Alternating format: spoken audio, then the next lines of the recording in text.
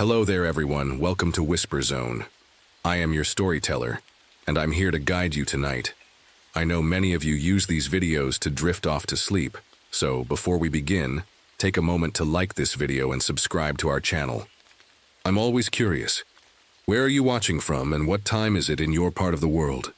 Now, find your cozy spot and relax.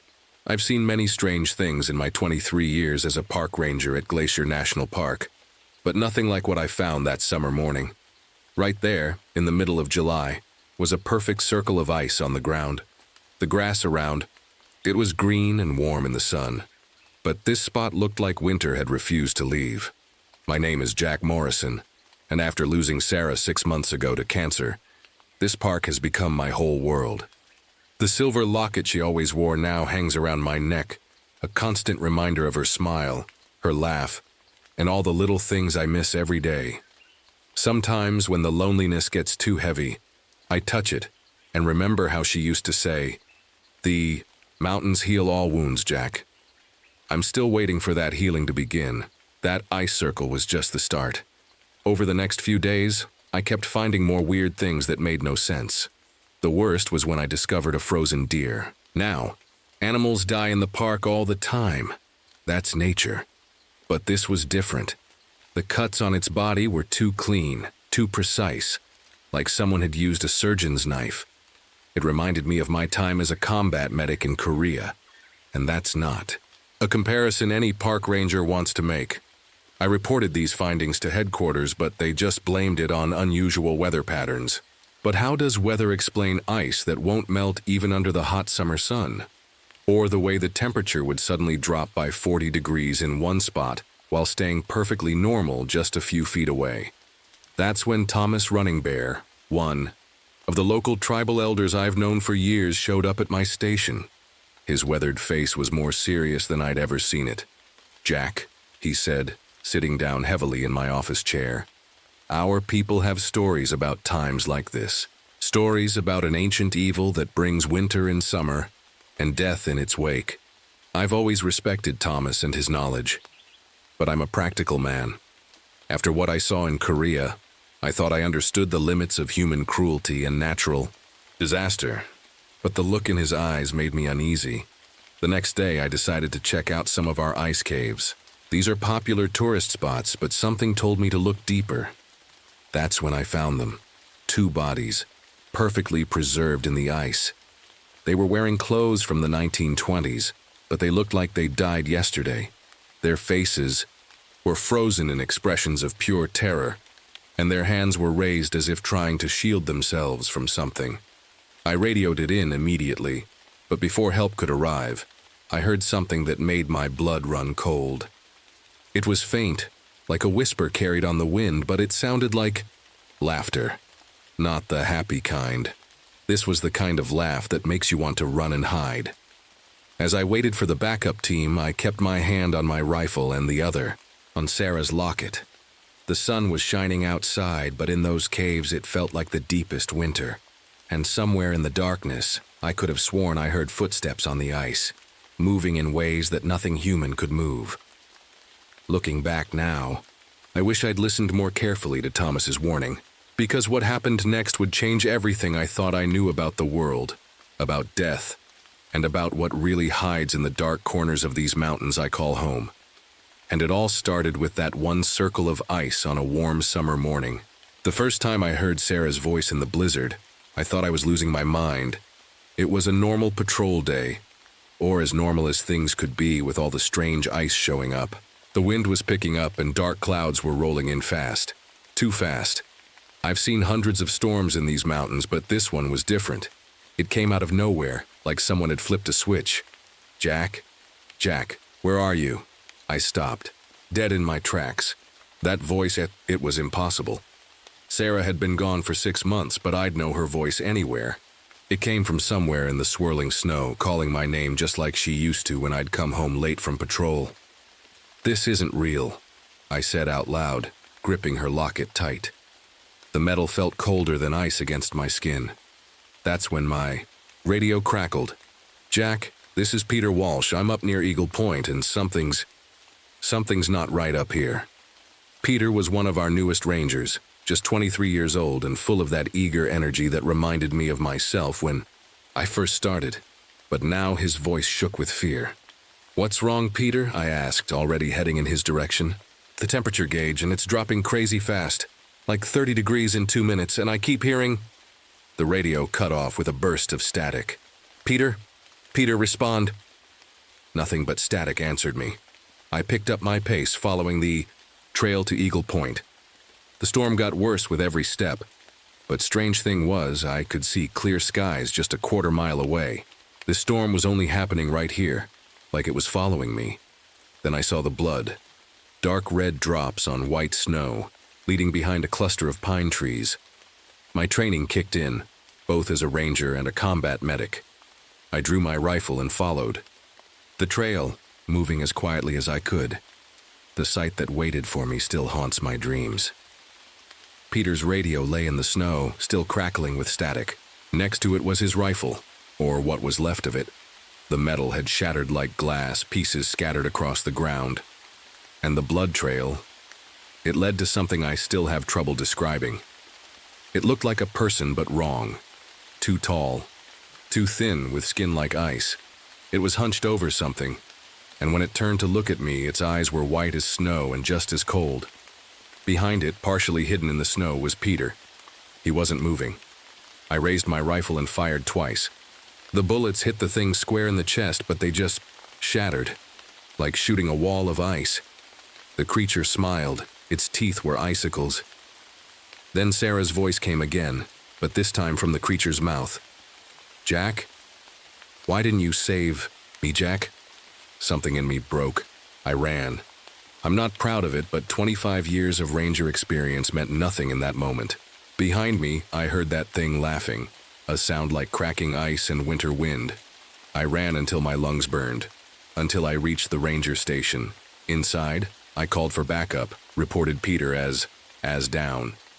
But how do you tell people that their newest ranger was killed by something that shouldn't exist?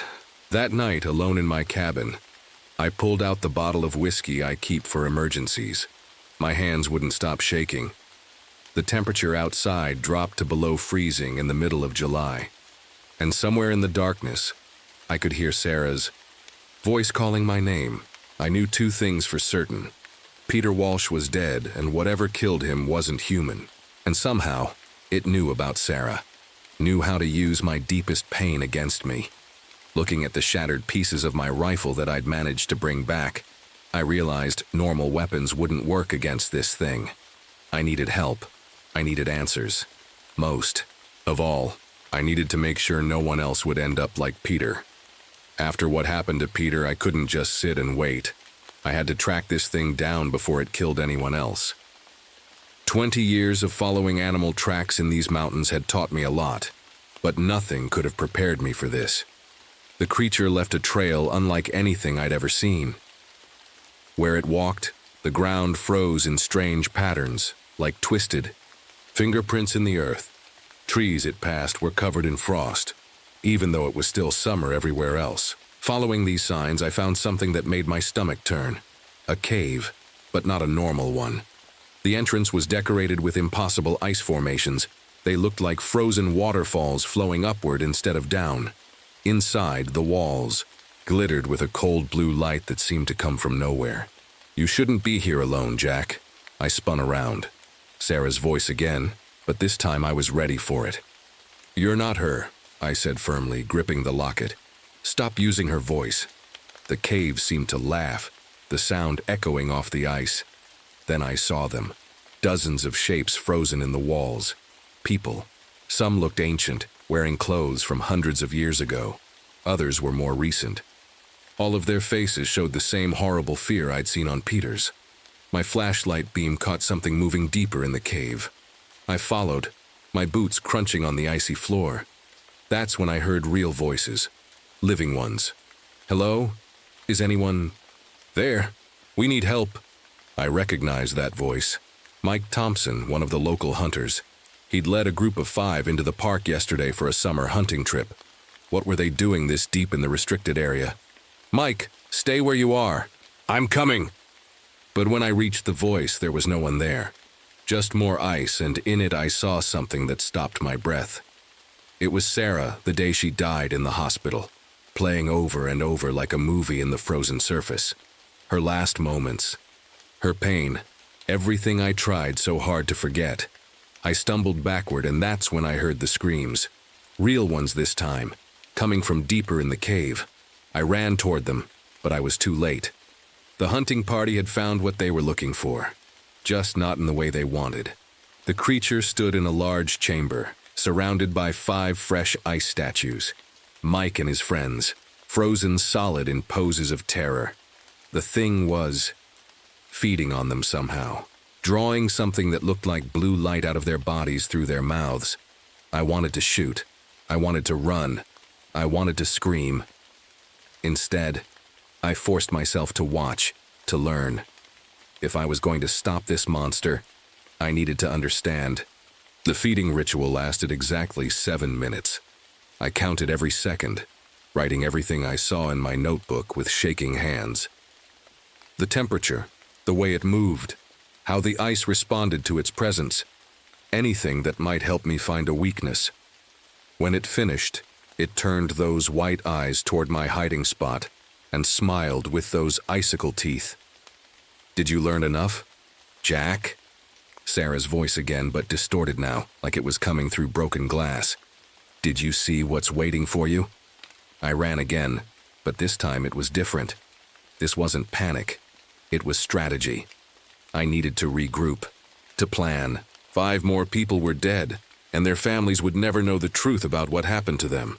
Back at my cabin, I laid out everything I knew. It could create ice anywhere. Normal weapons were useless. It could show you your worst memories. It needed to feed on people. It wasn't just killing. It was collecting. Something about that last part bothered me most. Why keep the bodies? Why store them like trophies in that cave? There had to be a reason, and I had a feeling that finding that reason was the key to stopping this thing. I looked at Sarah's locket, remembering how cold it had felt when I heard her voice. Maybe there was a connection there. Maybe. But before I could finish that thought, the radio crackled to life. Another missing person report. The creature was hunting again, and this time I would be ready. I had to be. Because if I wasn't, that ice cave would soon have room for one more statue. The storm came out of nowhere, turning a calm summer evening into a frozen nightmare. I was in my ranger station going over maps of the cave system when the windows started rattling. Within minutes, the station was surrounded by a wall of white snow that I couldn't see through. I knew it had found me. Maybe it had always known where I was. The radio was dead. The phone lines too. Outside, the temperature dropped so fast the thermometer couldn't keep up. Inside wasn't much better. I could see my breath in the air, and the walls were starting to frost over. That's when I saw her. Sarah was standing in the corner of my office, looking exactly like she did before she got sick. But I knew better. "Now, you're not real," I said, gripping her locket tight. "You're just ice-shaped like her." She smiled, but it wasn't Sarah's warm smile. This one was cold, empty. "Jack, why did you let me die alone?" the ice Sarah asked, taking a step closer. I backed away, bumping into my desk. The thing had gotten better at copying her. The voice was perfect now, and it moved just like she used to. But its feet left frost patterns on the floor. More Sarahs started appearing. One from our wedding day, another from her last day in the hospital, a third from our first date. They surrounded me, each one speaking with her voice, each one asking why I hadn't saved her. The real Sarah would never blame me like that. She had been brave until the end, always thinking of others.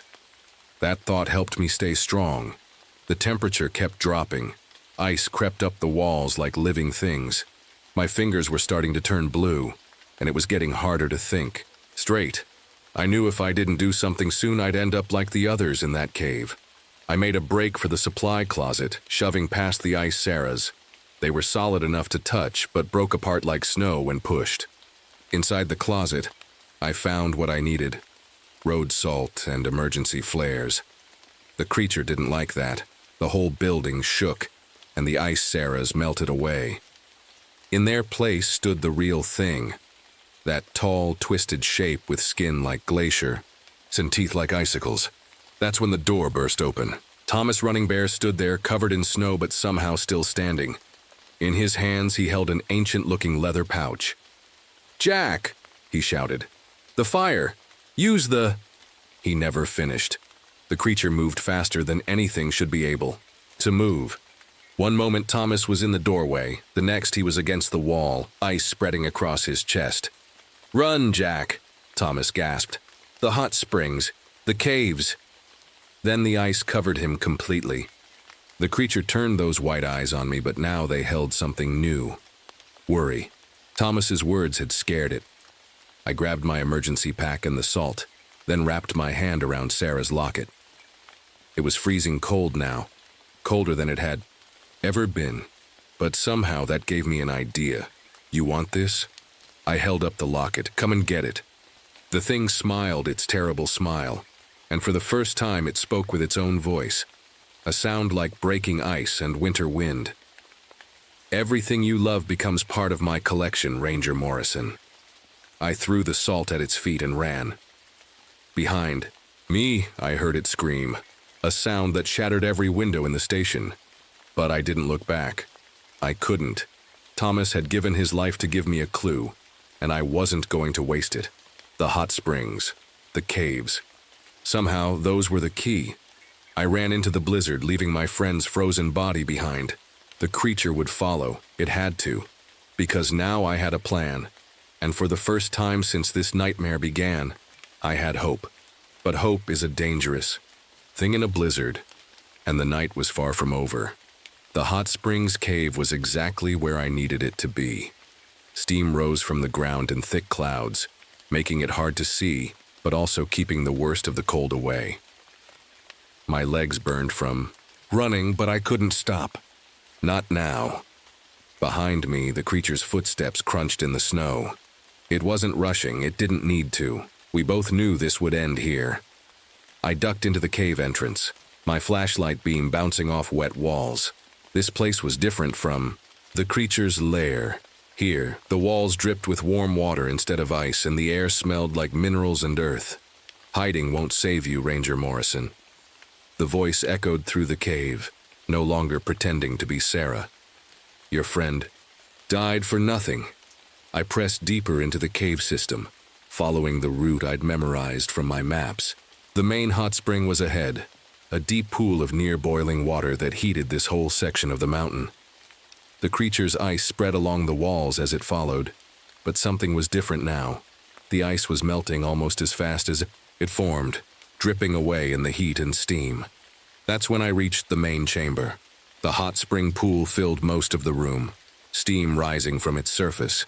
Ancient wooden walkways built by the Park Service decades ago circled the edge. I turned to face the entrance. Sarah's locket gripped tight in my hand. It was so cold now it almost burned. The creature appeared in the doorway, its icy body actually steaming in the heat. Those wide eyes found me and it smiled. Nowhere left to run. "Wasn't planning to," I said, and pulled out my last road flare. The thing laughed. "Fire melts, Ranger, but I will freeze you before you can even—" I held up the locket. "Sarah gave this to me 20 years ago. Pure silver, blessed by her grandmother." I popped it open, showing the pictures inside. "And full of love, the opposite of whatever you are." The creature's smile vanished. It knew. Somehow it knew what I'd figured out. It lunged for me, faster than ever. But I was ready. I struck the flare and threw it at the wooden walkway behind me. The old dry wood caught immediately. The creature reached for me just as I swung the locket. The silver chain wrapped around its icy fingers, and for the first time, I heard it scream in pain. We struggled at the edge of the pool. Its free hand caught my leg, and pain like I'd never felt shot through me as my flesh froze solid. I screamed but didn't let go of the locket. "You'll die here," it shrieked, but I could hear fear in its voice now. "Maybe," I said through gritted teeth, "but you're coming with me." I pulled hard on the chain, throwing my whole body backward. We both fell into the hot spring. The water hit us like 1,000 knives. The creature thrashed, its icy body cracking and breaking in the heat. I felt my frozen leg shatter completely, but somehow kept my grip on the locket. The thing tried to freeze the pool, but there was too much hot water, too much heat. Steam exploded around us as ice met boiling water. The last thing I saw was those white eyes, wide with terror, as the creature's body started to break apart. Then the cave ceiling collapsed, and everything went black. Epilogue. They found me 3 days later, half dead from blood loss and hypothermia. I lost my left leg below the knee, but the doctors say I'm lucky to be alive at all.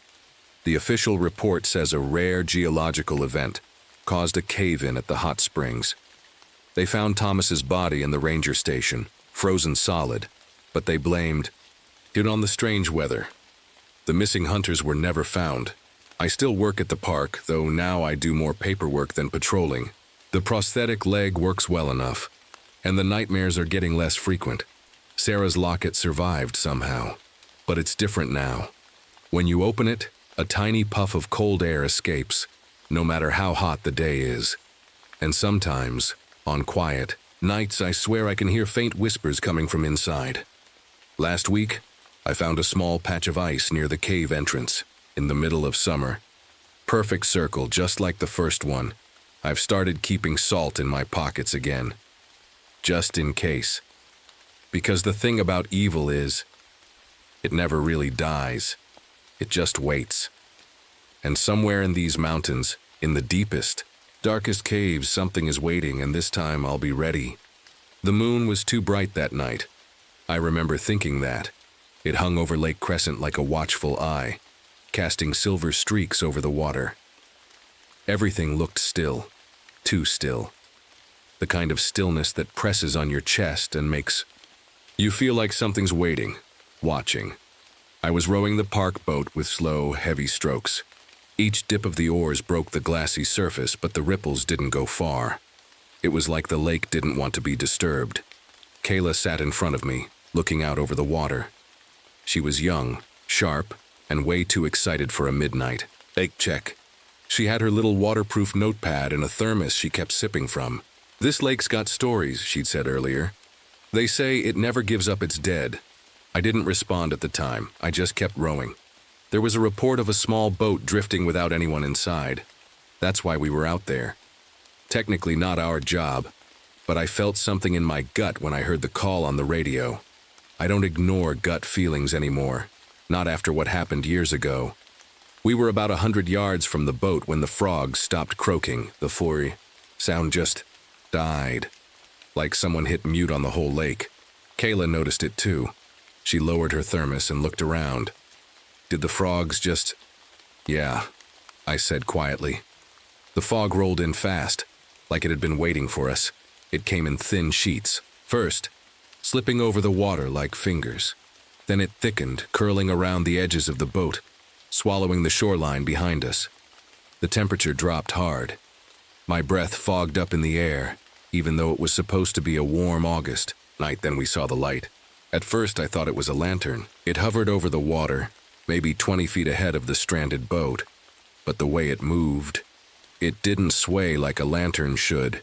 It floated too steady, too perfect, like it was fixed to something we couldn't see. Kayla leaned forward.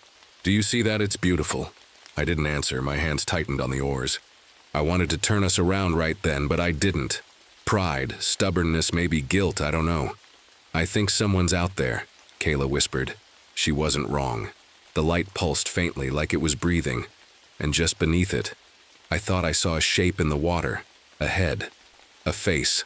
For a second, it looked like someone barely keeping afloat, arms too tired to call for help. I blinked. The shape was gone. The boat rocked suddenly, like we'd hit something underneath. But there was nothing, just dark water and the reflection. The moon, now smeared like wet paint. Kayla turned to me. Should we call it in? We're almost there, I said. Let's just check it out.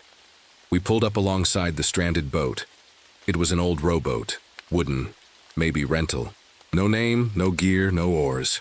Just sitting there like it had been placed for us to find. I grabbed the edge of it and held us steady, while Kayla climbed in to take a look. I followed her a moment later, shining my flashlight around. No signs of struggle, no blood, no water. Inside, it was dry, too dry. I looked back toward the strange floating light. It had moved. Now it was closer, maybe 10 feet away. But the water underneath it wasn't rippling. It was dead calm. "Dennis," Kayla said. Her voice had dropped. I turned to her. "There's something out there." She pointed. "A kid. I saw a kid waving." "What?" She nodded slowly. "Right there in the water, blonde hair. Just a few seconds ago." I looked. There was nothing but fog and moonlight, no ripples, no splashes, no kid. And then I heard it, a song. Low, sweet, humming, just under the boat. I froze. It wasn't loud, it wasn't clear, but I knew that tune. I hadn't heard it in years. It was the song my friend Marcus used to sing back when we were teenagers. The one he sang right before he drowned. My chest tightened. I stepped toward the edge of the boat and looked down. The water was too dark. I couldn't see anything, but I felt it. Something was awake down there, and it knew I was listening. I haven't told many people what happened that summer I turned 19. It was supposed to be a normal day. Just two kids messing around near the docks, me and Marcus. He was my best friend. We were both strong swimmers. Thought nothing could ever touch us. But something went wrong. Marcus jumped in first. I remember the splash. I remember him laughing. Then I remember the silence. He didn't come up. I dove in, over and over. I searched until my arms gave out. But I couldn't find him. The lake never gave him back. They said it was a cramp, a hidden current, bad luck. But I never believed that. I felt something in that water, something watching. That's why I dropped out of the Coast Guard 2 years later. They trained me well. I could tie knots in my sleep, read tides, patch a hull blindfolded. But I couldn't trust the water anymore. It felt alive. I ended up here in Olympic National Park. Rangers don't usually patrol lakes, but I volunteered for night duty more than anyone else. Maybe I thought I could make up for that night with Marcus. Maybe I just wanted to stay close in case I ever saw him again. Stupid, I know. Kayla, though. Kayla didn't carry any of that. She was in her early 20s. Smart, focused. She wasn't just some intern doing paperwork and coffee runs. She loved this place. She was doing research on the freshwater layers in the lake. Something about how oxygen drops off too quickly in deep water. She reminded me of my little sister, the way she always hummed while working and asked too many questions. But she was sharp, quick to notice things. Like tonight, I glanced at her. She was still staring into the fog where she said she saw the kid. "You okay?" I asked. She blinked slowly. "I don't know. I think I saw a face. It looked right at me." I didn't like the way she said that, like it had recognized her. "Probably just a reflection," I said, trying to sound calm. "Light plays tricks. Out here." She didn't argue, but she didn't look convinced either. I reached into my jacket and touched the small ring I kept in my inside pocket. Marcus's class ring. It was all they found after he vanished. The metal was bent slightly, like it had been crushed. I had it with me every time I went out on the water. It felt warm. That made no sense. It should have been cold from the night air like everything else. But it felt warm, like it had just come off someone's finger. I quickly pulled my hand away. Sat in the abandoned boat for a minute, not saying anything. The air was thick, not just with fog, but with a strange pressure, like the lake was holding its breath. Then Kayla spoke. "You know, my brother drowned when I was 10, she said softly. "We were at this park in Oregon. He went too far out. I watched the whole thing." I turned to her, surprised. "I still have dreams about it," she continued. "He always looks like he's waving at me, like he wants me to come in after him." I didn't know what to say. Maybe that's why we both ended up here. Two people who lost someone to the water, trying to find answers where there probably aren't any.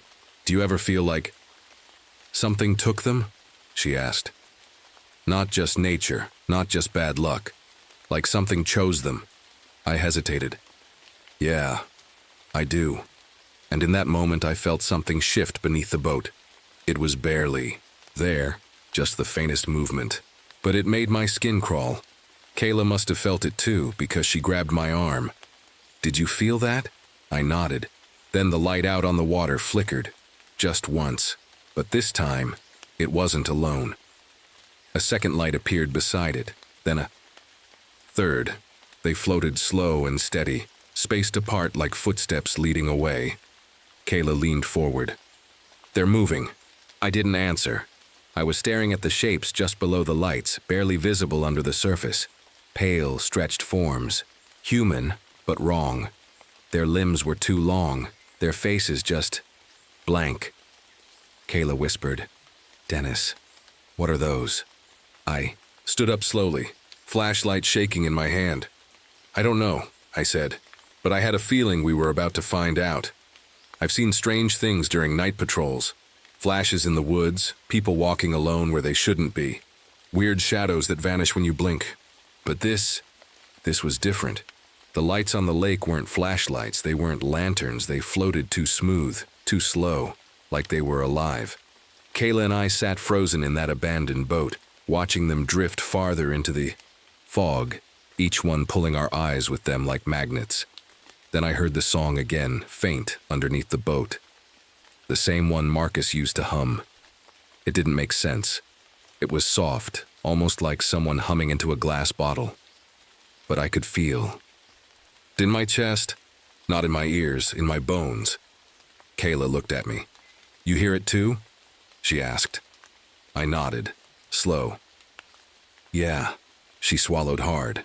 "It's beautiful, but it makes me feel weird." "Don't listen to it," I said. "Stay with me." The temperature dropped again. It hit like a wave, fast and biting. My breath turned thick in front of me, and I saw Kayla shiver. I pulled out the emergency blanket from my pack and handed it to her. She wrapped it around her shoulders, but her hands kept shaking. Then the fog moved. It didn't blow with the wind. There was no wind. It pulled back, like something was clearing a path. In front of us, that's when we saw it. A figure in the water. It was small, maybe the size of a child, just a head and shoulders sticking out of the lake, facing us. Still, perfectly still. Kayla leaned forward. "That's the kid," she whispered. "That's who I saw earlier." But it wasn't just a kid. I could see more now. Its skin was too pale. Its eyes were dark, wide, and empty, like holes punched through a sheet. And it wasn't bobbing or swimming. Wasn't moving at all.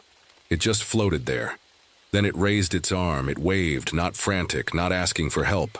It waved at us, slow and calm, like it had been expecting us. Kayla gripped my arm. "Do we go to it?" "No," I said quickly. "We stay right here." The figure blinked. Then it started to sink straight down, like someone pulling it by the feet. No splashing, no sound. Just gone. I turned on my flashlight and pointed it into the water. That's when we saw the bubbles. They rose up all around our boat. Hundreds of them. Tiny and fast, like something breathing underneath us. The boat rocked slightly. Just enough to make my stomach twist. Kayla grabbed my shoulder. "Dennis, look." She pointed to the edge of the rowboat. There were handprints, wet handprints. They smeared across the wood, dripping water. They hadn't been there before. I checked.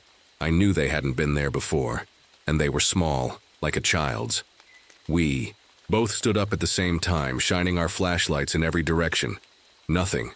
Just fog, water, and those floating lights, now farther away. I took a deep breath and reached for the radio clipped to my belt.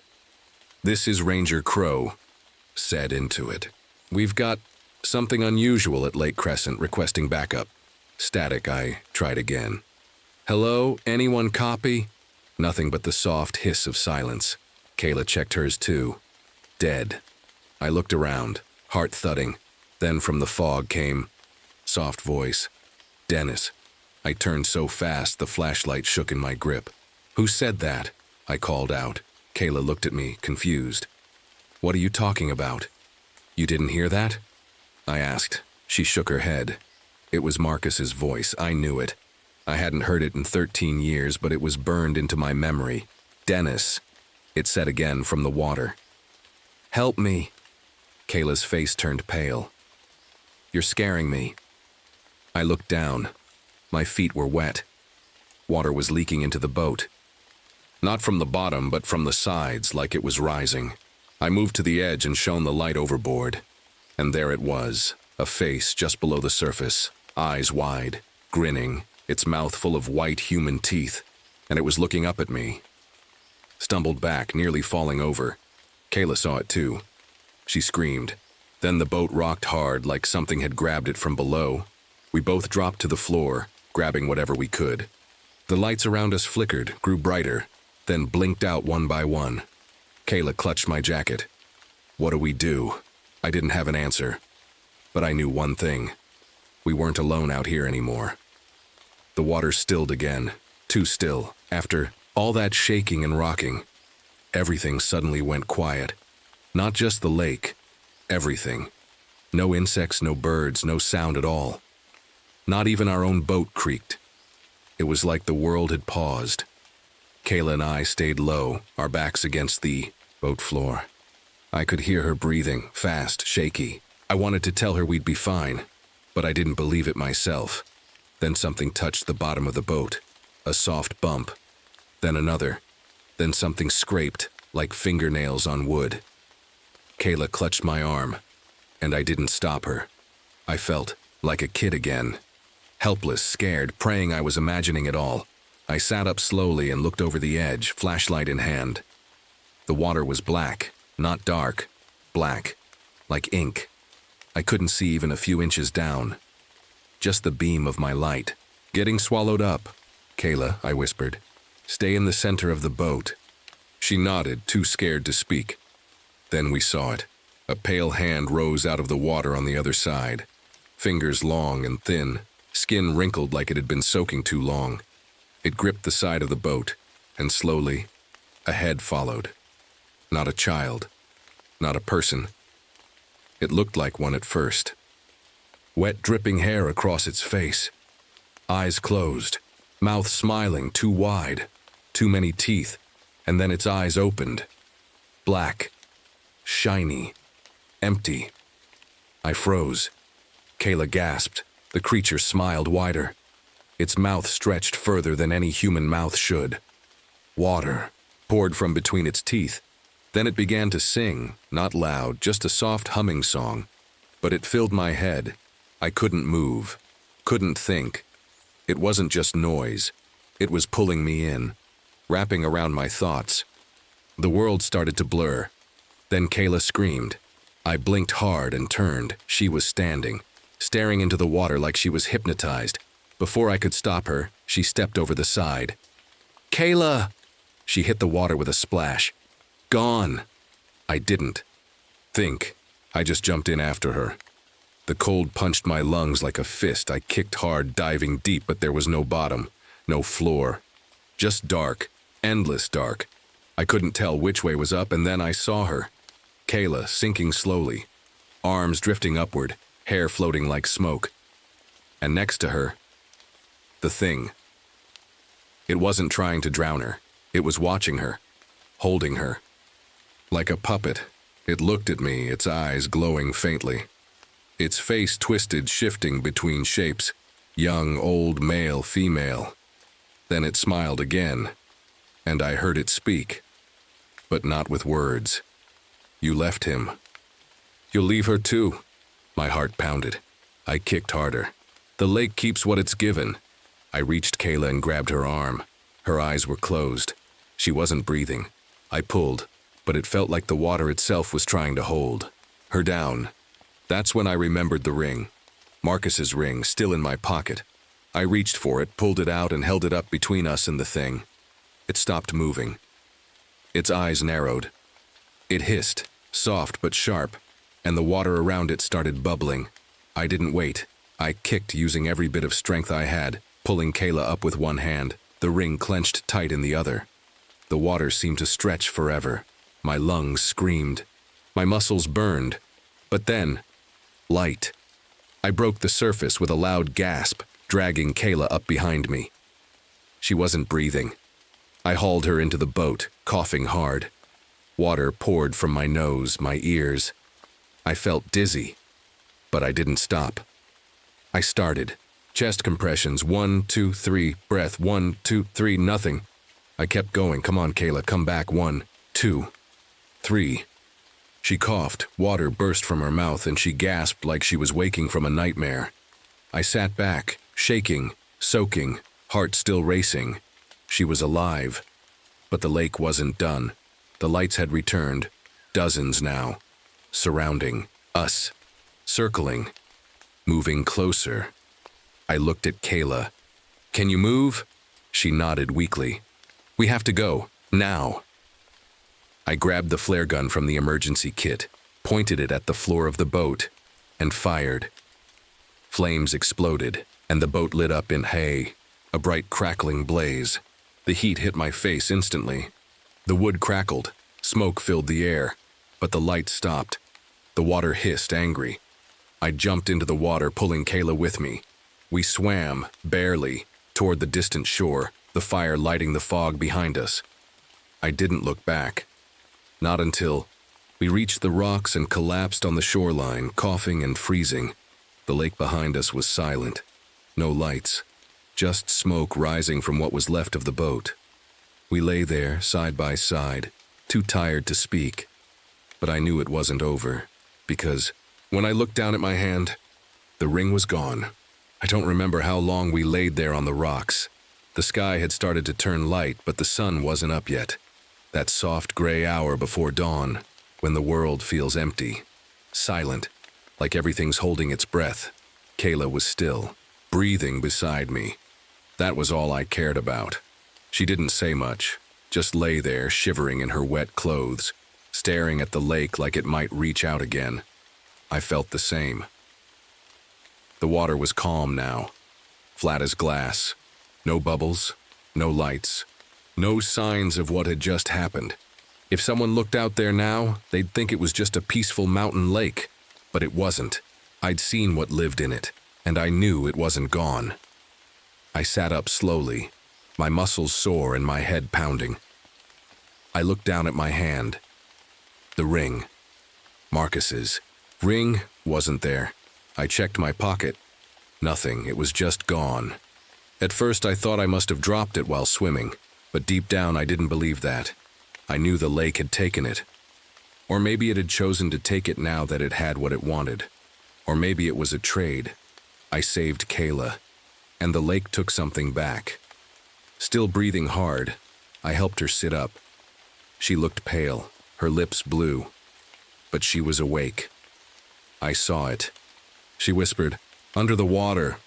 "I know," I said. It talked to me, not with words, in my head, like a feeling. I nodded. "Yeah, same." She looked at me with wide, tired eyes. It wanted me to stay. I didn't have an answer to that. The wind picked up. Just a light breeze, but enough to remind us we were soaked and freezing. I gave Kayla my jacket and stood slowly, scanning. The lake. The fire was out. The boat had burned down to black, floating bits. Some had already drifted toward the shore. Something caught my eye. A chunk of driftwood, about the size of my forearm, had washed up on the rocks. It looked scorched, burned all the way through one side, and something was sticking out of it. I walked over slowly, careful not to slip. Kneeling, I pulled the piece of wood closer. My chest tightened. There, half melted into the blackened wood, was Marcus's ring, bent, twisted, burned into the grain like it had grown there, but it was the same ring, same initials carved on the inside, same missing stone. I didn't touch it. I just stared. Kayla walked up beside me. "Is that?" "Yeah." She didn't ask how. She just stood there quietly, staring with me. We called it in at first light, said we found signs of an abandoned boat fire. Left out the rest. There was no point, no one would believe it. We barely believed it ourselves. They sent a crew out, found nothing in the lake, no bodies, no evidence, no cause, just scorched wood. And a story no one wanted to write down. Kayla didn't return for her next intern shift. I didn't blame her. She emailed me a week later, said she was going home, said she was safe. but also said she'd started seeing lights in her dreams, waking up with her hair wet, hearing that soft, slow humming again. Me? I stayed. I kept the ring. Not on my finger, not in my pocket. I placed it on the shelf in the ranger office, next to an old picture of Marcus and me at the lake when we were kids, and we're both smiling, wet from swimming, happy. I thought maybe somehow he was still there, trapped, watching. Or maybe the lake just used his memory against me, like bait. That's what this thing does. It doesn't drag you down by force, it makes you want to follow. That's why people see kids waving. That's why the lights seem beautiful. It's not just drowning, it's calling. And if you've lost someone to the water, if you carry even a little guilt, that thing finds you faster. It's been weeks now, but every night, when the moon rises over the lake, I see the lights. Not close, not every time, but they're there. Drifting, watching, waiting, and I swear sometimes I hear a song. It was an unusually cold October morning when everything changed. The geysers were acting weird. Old Faithful wasn't being faithful at all, spraying at random times. I was checking out reports of strange animal behavior near the hot springs, when the ground rumbled beneath my boots. Not a full earthquake, but enough to make me stumble. That's when I saw it. A small wooden carving that hadn't been there before, half buried in the freshly cracked earth. It was a wolf, its tiny wooden teeth bared in a snarl. But what caught my eye were the tiny red stones set into its eye sockets. "Don't touch it," a voice whispered in my head. It sounded like Mike. I touched it anyway. Big mistake. The moment my fingers wrapped around the totem, the world shifted. The morning sky turned blood red and the wolves began to howl. All of them. At once. Ask any ranger. That never happens. The warning signs over the next few days, things got stranger. The elk and deer, usually spread all over the park, were running south in huge herds. Bears were abandoning their feeding grounds before winter. Even the birds were clearing out, creating black rivers of wings across the red-tinted sky. "Something's coming," the tourists would say, nervously looking at the strange color of the sunset. They were right, but none of us knew what it was. Yet. Then the attacks started. Not normal wolf attacks. We deal with those sometimes. These were different. Campers would report seeing wolves bigger than bears, with glowing red eyes. Rangers would find paw prints that changed halfway through the track, turning into something more human-like. But the dreams were the worst part. Every night, Mike would show up. Not the happy, joking Mike I knew. This was different. His skin was pale, his ranger uniform soaked. He kept saying the same thing. "They're waking up, James.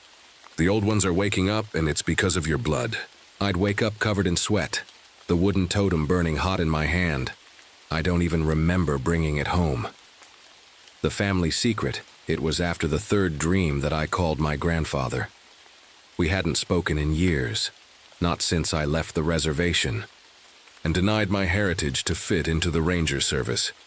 But something told me he would know what was happening. "You found it, didn't you?" he said when I described the totem.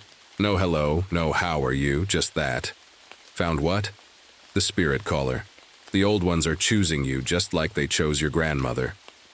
"Grandpa, I don't believe in—" "That's why Mike died." He cut me off. "He was protecting you from them until you were ready. Now you don't have a choice. The red moon is rising and the spirit wolves are hunting again." The line went dead, and outside my cabin window I saw them. 3 massive wolves with burning red eyes standing in a perfect triangle. Their fur wasn't any normal color. It shifted like smoke, and through their bodies I could see the trees behind them. One of them lifted its head and spoke. Not in wolf sounds, but in English. In Mike's voice. "Time to remember who you are, James Morrison. Your pack is waiting." I'd like to say I bravely stood my ground. But the truth is, I passed out cold. When I woke up, the wolves were gone. But they'd left their message carved into my cabin wall. Blood calls to blood under the red moon. Run with us or run from us, but you will run. That's when I realized I wasn't just James Morrison, park ranger anymore. I was something else. Something that made the wood totem pulse like a heartbeat in my hand, and made the wolves sing songs that sounded like ancient memories. And somewhere in the park, more sets of red eyes were opening, waiting, watching. The spirit wolves of Yellowstone were calling their lost son home. But first, they wanted to play a deadly game of tag. And I was it. I didn't have to call my grandfather again. He showed up at my cabin door the next morning. He looked older than I remembered, his face lined like an old map, wearing his worn leather jacket that smelled like sage and wood smoke. "You look terrible," he said, walking past me into the cabin. "Not sleeping?" "The dreams won't let me," I admitted, closing the door. "And the wolves." He picked up the wooden totem from my coffee table like it was a live snake.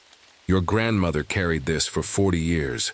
Every full moon she'd walk into the woods and come back different, stronger, wilder." He sighed. "I thought it would skip your generation." What exactly would skip my generation? The curse, or the blessing, depends how you look at it. The first. Death. Before he could explain more, my radio crackled. "Morrison, we've got a situation at Old Faithful Lodge. Multiple wolf sightings, one casualty." My grandfather's face went pale. "It's starting." I drove us to the lodge, breaking every speed limit. The scene was worse than I imagined. Rangers had the area taped off. The victim was Thomas Reed, another ranger. But his death made no sense. The claw marks were huge, bigger than any normal wolf could make. And his eyes, they were bright red, like someone had replaced them with rubies. "He was chosen too," my grandfather whispered. "But he fought it. This is what happens when you fight it." The truth comes out back at my cabin, over cups of strong coffee. My grandfather finally explained everything. Our family didn't just live near wolves, James. We were wolves, spirit wolves, guardians. Every generation, the old ones choose new protectors for the sacred lands. Your grandmother was one. Now they've chosen you. "That's impossible," I said. But even as I spoke, I felt the totem growing warm in my pocket. "Look at your hand," he said. I did. In the center of my palm, dark lines were forming like a tattoo, the shape of a wolf's paw. "The eclipse is coming in 3 days," he continued. "You'll either become one of them or—" He glanced toward the lodge where Thomas's body had been found. Government trouble. That's when things got even more complicated. A black SUV pulled up outside my cabin. 2 men in suits stepped out, the kind of suits that try too hard to look casual. "Agent Phillips, Agent Martinez," the taller one said, flashing a badge too quickly to read. "We're here about the wolf attacks." I felt my grandfather tense beside me. The totem in my pocket felt like it was burning. "Special Division," Martinez added. "We handle unusual wildlife incidents." They knew something. The way they looked at my grandfather, at my cabin walls where the wolf message was still carved, they'd seen this before. "We'll need you to come with us," Phillips said. It wasn't a request. That's when I felt it, the first real change. My hearing suddenly sharpened. I could hear their heartbeats, smell gun oil under their jackets. They were afraid, not of me, but of what they knew was coming. The first shift. Night was falling, and the moon was rising, bigger and redder than I'd ever seen it. The agents had left after my grandfather convinced them we needed time to gather reports, but they'd be back. "It's time for your first lesson," my grandfather said, leading me into the woods behind my cabin. "Your partner, Mike, he was one of us too, a guardian. He died protecting you until you were ready." "Ready for what?" My grandfather smiled, but it wasn't a happy smile. "Ready to run with the pack. The spirit wolves aren't just stories, James. They're the land's immune system. Something dark is coming to Yellowstone. Something that could destroy everything. The old ones need new blood. They need you." He pulled out a small drum from his jacket. "This is going to hurt," he warned, "but fighting it will hurt more." As he began to beat the drum, the woods went silent. The mark on my palm burned like fire. In the distance, red eyes appeared between the trees. The spirit wolves had come to watch, and somewhere deep inside me, something wild and ancient began to wake up. The moon turned the color of blood, and I realized I was about to learn exactly what it meant to be part of my grandfather's legacy, whether I was ready or not. The first change wasn't like in the movies. No bones breaking, no dramatic screaming. Instead, it felt like falling asleep while still awake. One minute I was standing in the woods with my grandfather, and the next, I was somewhere else. The trees around me looked the same, but they glowed with a soft blue light, and standing right in front of me was Mike. "About time you showed up," he said, looking solid and real, not like a ghost at all. "Sorry I had to die to get you here, partner." "Mike?" My voice sounded strange here, like it was echoing underwater. "Where am I?" "The spirit world," he said, walking around me. "It exists right next to our world, like 2 pages in a book. You're learning to walk between them now." Learning to change over the next few hours, Mike taught me things that should have been impossible. How to feel the forest around me like it was part of my own body. How to hear conversations from miles away. How to smell stories in the wind. The hard part comes next, Mike warned. "The pack is waiting, the real pack, and they're not as nice as I am." He wasn't kidding. They came out of the glowing mist one by one. Wolves bigger than horses, their fur moving like smoke and shadow. Their eyes weren't just red now. They held entire galaxies in them. The largest one, with fur as black as a starless night, spoke directly into my mind. "You've ignored your blood for too long, James Morrison. Now you must prove you deserve it." The test. The test was simple but terrifying.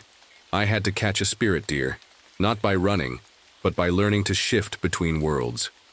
The deer could jump from our world to the spirit world and back. I had to learn to follow. I failed, a lot. Each time I tried to switch worlds, I ended up dizzy and confused. The spirit deer would laugh. Yes, they can laugh, and disappear again. "Stop thinking like a human," Mike coached. "Feel the shift in the air when it moves. That's your door between worlds." It took all night, but I finally got it. The feeling was like stepping through a curtain of cold water. 1 second I was in the normal forest, the next in the glowing spirit world. The deer didn't laugh anymore. Family secrets, but catching the deer wasn't the real test.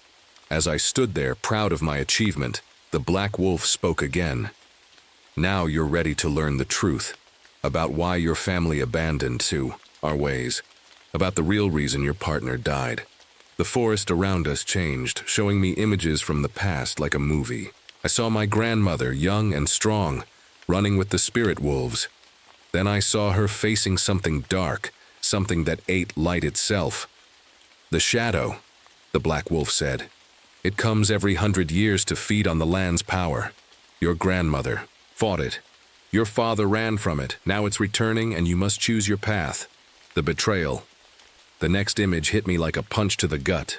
I saw my father, young and scared, making a deal with men in suits. The same kind of suits I'd seen today. "Your father betrayed us," the wolf said. "Told the government about us. They've been hunting us ever since, trying to control the spirit, world's power. That's why we hid you, changed your memories, had Mike protect you until you were ready." Mike stepped forward. "Those agents who visited, they're from a secret program. They don't want to stop the shadow. They want to use it, control it. They think they can harness its power. And that's what really killed you?" I asked Mike. He nodded. "They followed me the night I was going to tell you everything. Made it look like an accident. But the pack saved part of my spirit, kept me here to help you when the time came." Worlds collide suddenly. Both worlds shook like there was an earthquake. In the distance, I heard sirens. The agents were coming back, and this time they'd brought an army. The black wolf growled. "The shadow feeds on their greed. Every minute we waste makes it stronger. You must choose now, James Morrison. Run with us, or watch both worlds fall into darkness." I looked at Mike, at the spirit wolves, at the growing darkness on the horizon. The mark on my palm burned with purpose now, not pain. And somewhere in the park, I heard my grandfather's drum begin to beat again, calling me to my destiny, running out of time. The sound of helicopters filled the air. I could see their lights, sweeping through the trees, getting closer to where we stood between worlds. My grandfather's drum beat faster, more urgent now. "They're coming with special weapons," Mike said, his ghost form flickering like a bad TV signal. "Bullets made from melted spirit totems. They can hurt us in both worlds." The Black Wolf's eyes burned brighter. "Time to choose, James Morrison. Your father chose the humans. Will you do the same?" Accepting who I am, I thought about everything I'd learned, about my grandmother's courage, about Mike's sacrifice, about my father's fear. The mark on my palm wasn't burning anymore. It was glowing, casting red light through my fingers like a nightlight. "If I join you," I asked the wolf pack, "can I still be a ranger? Still protect the park?" The Black Wolf made a sound that might have been a laugh. "You'll protect more than just the park. You'll guard the boundary between worlds. But first, we must stop the shadow, and those who would help it grow." The government's plan agent Phillips's voice came through a megaphone, echoing through both worlds. "Ranger Morrison, we know what you are. We can help you control it. Use it. Think about what we could do with this power." I saw more images then, shared by the Spirit Wolves. Government labs where they tried to copy the Spirit Wolves' power. Dark rooms where they collected totems and sacred objects. The shadow growing stronger, feeding on their greedy plans. Mike put his hand on my shoulder, and somehow I could feel it. "They don't want to control the shadow," he said. "They want to become it." Making the choice, the helicopters were almost overhead. Agent Martinez was speaking into a radio, ordering teams to surround us. My grandfather's drumming reached a fever pitch. I looked at my options. I could go with the agents, help them study this power, maybe even control it. It would be safer, easier. I could run away like my father did, pretend none of this was real, or I could accept what I was always meant to be, even if it meant fighting both the shadow and the government. The choice felt heavy in my chest, but somehow I knew I'd already made it the moment I picked up that totem. "I choose the pack," I said. "Transformation begins." The moment I said those words, everything changed. The mark on my palm spread, red lines racing up my arm like lightning. The Spirit Wolves moved closer, forming a circle around me. Mike stepped back, smiling. "Remember," he said, "you're not losing your humanity, you're just adding to it." The Black Wolf touched its nose to my forehead. "The change will be complete under the blood moon tomorrow night. Until then, you must learn quickly. The shadow doesn't wait, and neither will they." As if to prove the point, the first shots rang out. Special Forces teams were moving through the trees, but their bullets passed through us. We were already shifting to the spirit world, the price of power. "There's something else you need to know," Mike said as the world turned blue around us. "Stopping the shadow requires a sacrifice, a life freely given." "Like yours was?" I asked. He shook his head. "I was murdered. This needs to be a willing sacrifice. Someone choosing to give their spirit to seal the boundary between worlds." The Black Wolf's eyes met mine.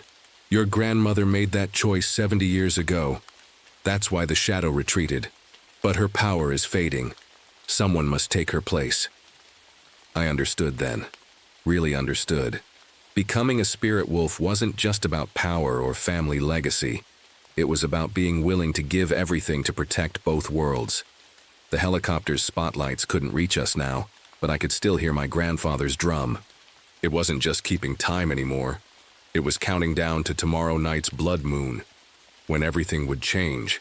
And somewhere in the darkness, I heard the shadow laugh, knowing it would take more than just becoming a wolf to stop what was coming. The real test wasn't choosing the pack. The real test would be what I was willing to give up to save it. The next night came too quickly. The moon rose huge and red, like a giant stoplight in the sky. I stood with the spirit wolf pack, at Old Faithful, waiting. My grandfather kept drumming nearby, each beat matching my heartbeat. "They're coming," Mike's ghost whispered. "Both of them, the shadow and the government teams. I could feel my body changing already. My senses were sharper than ever. I could smell the agent's fear from half a mile away, hear the shadow's darkness moving like oil through the trees. The battle begins. The shadow came first. It looked like a piece of night come alive, moving like smoke but darker than dark. Where it touched, things died. Grass, trees, even the air seemed to go bad. The government teams weren't far behind. Agent Phillips led them, carrying what looked like a giant vacuum cleaner made of old totems and sacred objects. "That's their spirit trap," Mike said. "They think they can catch the shadow, use its power. But they don't understand you can't. Control darkness, it controls you." Fighting on two fronts, the battle started fast. The spirit wolves attacked the shadow while I had to deal with the agents. I shifted between worlds like I'd been doing it my whole life. Here in the real world to knock weapons away. There in the spirit world to dodge bullets. My grandfather's drumming got louder, and with each beat I felt stronger. The mark on my palm spread until my whole body glowed red like the moon above. But we were losing. The shadow was too strong, and the agent's spirit trap was actually working. Kind of. It wasn't trapping the shadow, but it was draining power from the spirit wolves. One by one, they started falling. The true sacrifice. "It's time," Mike said, looking more solid than he had since he died. "Someone has to close the gate between worlds. Lock the shadow out forever." I knew what I had to do, but suddenly the black wolf jumped forward. "No," it said in my mind. "Your grandmother sacrificed herself to protect. Your partner sacrificed himself to prepare you. Now it's my turn." The wolf told me the truth then. It was the first spirit wolf, the one that had made the pact with my ancestors hundreds of years ago. It had lived too long, seen too many battles like this. The final choice, but you'll need a new alpha, the black wolf said. "A bridge between worlds. That's why we chose you, James Morrison, not to die for the pack, but to lead it." Everything happened at once then. The black wolf leaped at the shadow, its body blazing with red light. I shifted fully into wolf form. For the first time, my fur glowing like moonlight. Mike's ghost began to fade, smiling. His work was done. My grandfather's drum hit one final, powerful beat. The end of darkness. The black wolf's sacrifice worked like an explosion of light. The shadow screamed, a sound like all the sad things in the world at once. The spirit trap. Machines exploded. Agent Phillips and his team ran. When the light faded, everything had changed. The boundary between worlds was sealed. The shadow was gone. And I was something new. Not just a park ranger, not just a spirit wolf, but both. Epilogue. New Guardian, that was 6 months ago. I'm still a ranger at Yellowstone, but now I do a lot more than give tours and check permits. Every full moon I run with my pack, normal wolves blessed with just a touch of spirit magic. We guard the sealed boundary, making sure nothing dark slips through. The government teams never came back. Maybe they learned their lesson, maybe they're just waiting. Either way, we're ready. My grandfather still visits sometimes.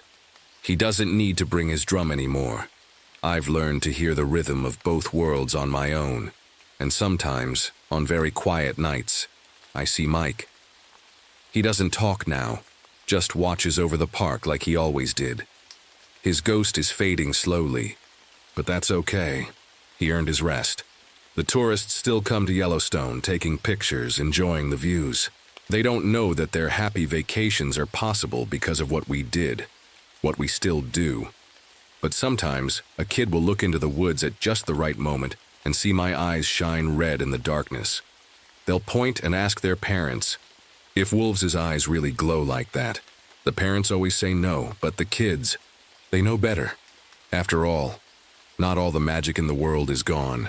Some of it still runs wild in Yellowstone, guarding the boundaries between what is and what could be. And if you listen carefully on a full moon night, you might hear us howling, singing the song that keeps the darkness away. Just don't try to record it on your phone. Some songs only play in the spirit world. I've seen a lot of strange things in my 15 years as a park ranger, but nothing like what I discovered this morning. The giant sequoia trees, some of them over 2,000 years old, had moved. Yes, you heard that right. moved. Let me back up a bit. I'm Maria Delgado, one of the senior rangers here at Sequoia National Park. Before this job, I spent years studying Native American cultures as an anthropologist. That background usually helps me understand the land better. But lately, it's been making me question everything I thought I knew about these ancient forests. It started 3 weeks ago. I was doing my regular morning patrol when I noticed something odd about the Roosevelt Grove. The massive sequoias there had always grown in a random pattern like nature intended. But that morning they formed a perfect circle, something that couldn't happen naturally. I took photos, marked the GPS coordinates, and convinced myself I was seeing things, but I wasn't.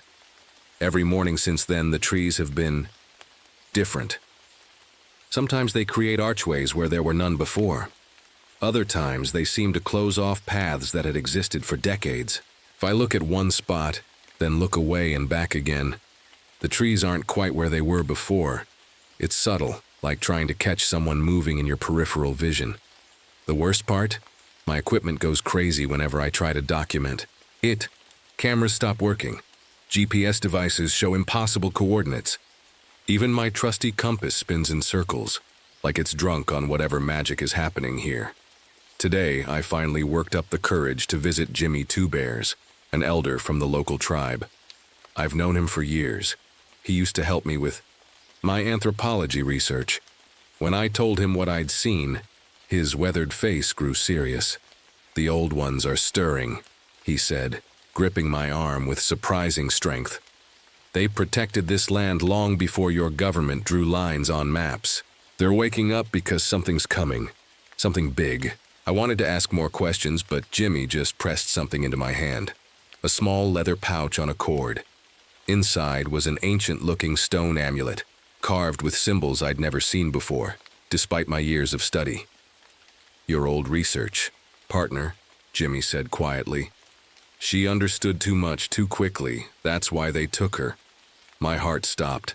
Sarah's disappearance 3 years ago still haunts me. We were studying ancient petroglyphs in a remote part of the park when she vanished without a trace. The official report said she must have fallen into a ravine, but they never found her body. As I write this in my cabin tonight, the trees outside my window seem to be watching me. The amulet Jimmy gave me feels warm against my chest, and I swear the symbols are glowing faintly in the darkness. Something is definitely happening in this forest, something beyond scientific explanation. And I think the forest is trying to tell me something. The way the branches wave even when there's no wind. The strange shadows that don't match the trees casting them. The whispers I hear just on the edge of sleep. Tomorrow I'm going back to the Roosevelt Grove. I found some petroglyphs there that I need to study more closely. Ancient warnings carved into hidden rocks. They show giant figures emerging from trees controlling the weather, bending reality itself. I used to think they were just stories, now I'm not so sure. The forest is alive in ways I never imagined, and I have a feeling that whatever took Sarah, whatever the old ones are protecting us from, is about to reveal itself. I just hope I'm ready for what comes next. I woke up early the next morning just before sunrise. The amulet was pulsing warmly against my skin, like a tiny heartbeat. Something told me I needed to get to the Roosevelt Grove right away. The forest was different in the pre-dawn light. Mist wrapped around the massive sequoia trunks, and my flashlight beam seemed weaker than usual. But what really caught my attention was the path, or rather the new path that hadn't been there yesterday. The trees had moved again, creating a perfect corridor through the forest. It was like they were inviting me in, or maybe leading me somewhere. Every step I took, the amulet got warmer. That's when I saw it.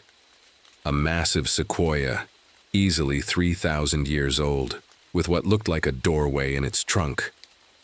Not a hollow, like you sometimes see in old trees, but an actual doorway, with swirling patterns around its edges that reminded me of the symbols on my amulet.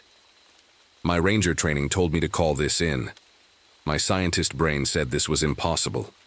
But something deeper made me walk closer. Just then, my radio crackled to life, making me jump. "Ranger Delgado, come in." It was Dave from the station. We've got reports of unauthorized logging activity near your location. I was about to respond when I heard it. A sound like breaking glass, but deeper, coming from somewhere in the forest. Then shouting. I ran toward the noise, forgetting about the strange doorway for a moment. Through the trees, I spotted them. 3 men with chainsaws, trying to cut down one of the ancient sequoias. My blood boiled. These trees were protected. "Stop! This is a federal offense!" I shouted, pulling out my badge. But they didn't even look at me, because right then something incredible happened. The tree they were cutting fought back. Its branches swooped down like arms, knocking the chainsaws away. Roots burst from the ground, creating walls between the loggers and the other trees. The men screamed and ran, leaving their equipment behind. I stood there, frozen. My hands were shaking as I took out my phone to record what I was seeing. But, just like before, it wouldn't work. The screen just showed static. Then I noticed something at the base of the tree, a leather-bound journal, half buried in the disturbed earth. My heart nearly stopped when I recognized it. It was Sarah's. With trembling hands, I picked it up. The pages were filled with her familiar handwriting, but what she'd written made my skin crawl. They're not just trees, they're guardians, doorways. The clan uses them to move between worlds. They showed me things, incredible things, but they're worried. Something's coming that could destroy everything. They need our help. The entry ended there. But tucked into the back of the journal was a series of drawings. They showed massive, shadowy figures emerging from the trees. Bigfoot, I realized, but not like any Bigfoot stories I'd heard before. These creatures seemed ancient, powerful, more like spirits than animals. A twig snapped behind me. I spun around and saw something that changed my life forever.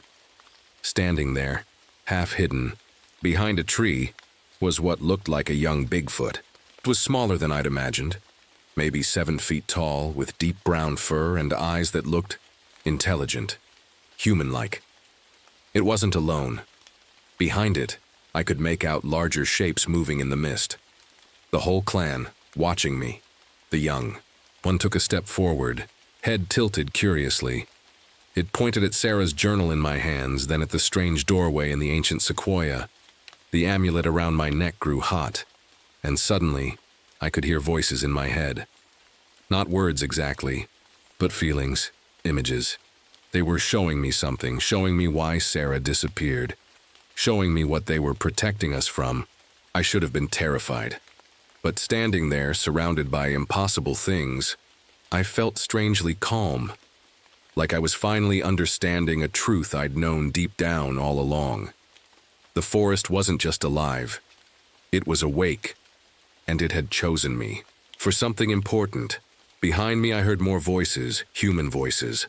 The logging crew was coming back, and they weren't alone. I heard trucks, more chainsaws, angry shouts. The young Bigfoot reached out its hand to me. I had a choice to make. I took the young Bigfoot's hand. Its fur was soft, like moss on a tree trunk, and its palm was warm against mine. Without a word, it led me through the doorway in the ancient sequoia. I expected darkness. Instead, I stepped into what looked like the same forest, but different. The colors were deeper, the air felt thick with energy, and time seemed to move strangely, like watching honey drip from a spoon, but with everything around me. That night changed everything. The clan showed me their world through dreams and visions. They didn't speak with words, but somehow I understood everything they shared. They showed me the truth about the forest first. Every tree was connected. Roots talking to roots, sharing memories that went back thousands of years. The Bigfoot clan weren't just creatures living in the forest. They were its guardians, as ancient as the trees themselves. Your friend Sarah, they told me in my mind, showing me images of her. She learned our ways, became one of us, a bridge between your world and ours. They showed me Sarah then, alive and changed. She looked different, taller, her eyes glowing, with an inner light. She moved like the wind through trees, half human and half something else.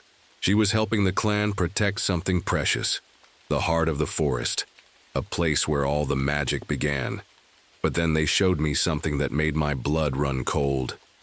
Through their eyes, I saw all the missing persons cases I'd heard about.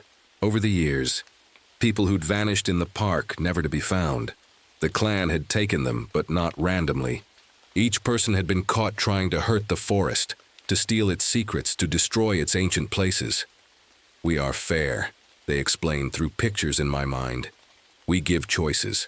Some choose to leave and never return. Others choose to stay, to learn, to help. I was about to ask more questions when a new sound cut through the strange peace of their world.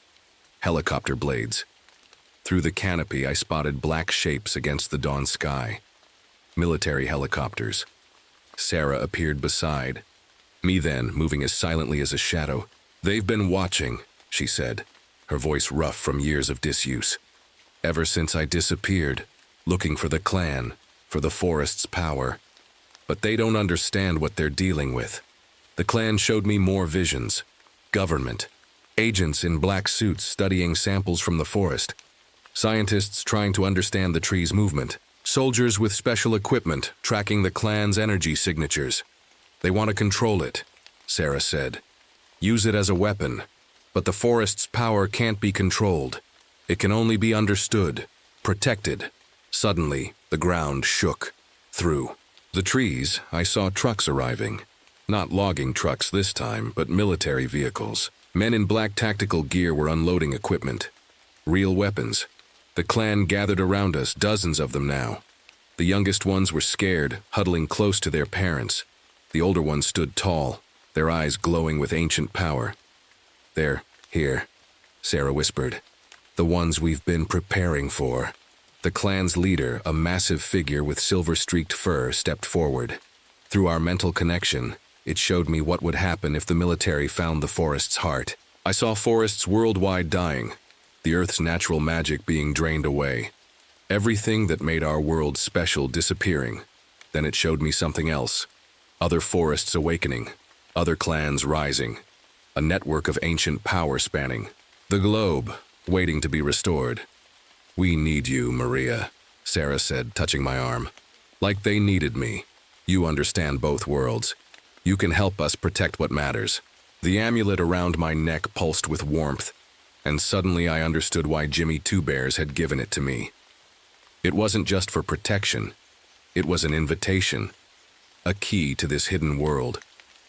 But before I could respond, an explosion rocked the forest. Through the trees, I saw flames. The military wasn't just looking anymore, they were attacking. Sarah grabbed my hand. "Time to choose, Maria. Once and for all. Help us save the forest, or watch it burn." Behind us, the clan was gathering. Its power, the very air seemed to crackle with energy. The trees themselves were beginning to move, preparing for war. And me? I stood there, a park ranger with an ancient amulet, caught between two worlds. Everything I'd ever known about reality was changing. But one thing was crystal clear. I couldn't let them destroy this place. The forest was burning. The smell of smoke filled my nose as military teams pushed deeper into our territory. Yes, our territory. I'd already made my choice, even if I hadn't said it out loud yet. "They have flamethrowers," I warned the clan, watching through a gap in the trees, "and what looks like explosive devices. They're not here to talk." Sarah nodded, her eyes glowing brighter with anger. "They think they can burn us out. They don't understand that the forest goes deeper than they can imagine." The clan leader, who I'd learned was called Old Root in my mind, stepped forward. Around us, the younger clan members were retreating deeper into the forest, led by their mothers to safety. The adult males and females stayed, their forms shifting and changing until they looked less like creatures and more like living shadows. That's when I saw their true form for the first time. They weren't just Bigfoot, not just forest creatures. They were ancient spirits as old as the earth itself. Their bodies seemed to be made of bark and shadow, their eyes glowing like stars. Looking at them made my head spin, like trying to understand how old the universe is. "Maria." Sarah touched my arm, and I noticed she was changing too. Her skin had a pattern like tree bark, and her hair moved like leaves in the wind. "There's something you need to see before you make your final choice." She led me to an enormous sequoia, bigger than any I'd seen before. Its trunk was wide enough that 20 people holding hands couldn't circle it. This was the heart tree, the one they'd been protecting. "Look," Sarah said, placing her hand on the bark. "Really look." I touched the tree, and suddenly I could see everything. Every forest on Earth connected through roots deep underground. Every clan of forest spirits, watching and waiting. And something else, a network of magic that kept our world alive and in balance. "This is what they'd destroy," Sarah said softly. "Not just this forest, but all of it. They'd cut the roots that connect everything, just to get power they can't possibly control." An explosion rocked the ground. Through the trees, I saw military teams setting up some kind of heavy equipment. A man in a black suit was directing them, talking into a radio. "Last chance," he was saying.